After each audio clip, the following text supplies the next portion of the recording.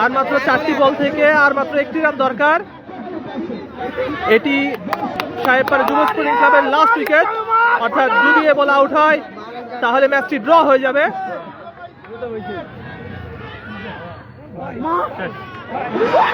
এবং ওয়াইড এবং জয় চলে গেল সাহেবপাড়া যুব স্পোর্টিং ক্লাবের পক্ষে।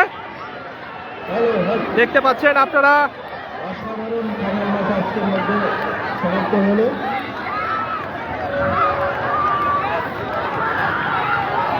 দেখতে পাচ্ছেন সাহেবপাড়া যুব স্পোর্টিং ক্লাবের দর্শক এবং খেলোয়াড়গণ তারা আনন্দে উল্লাসে কিন্তু মেতে উঠেছে।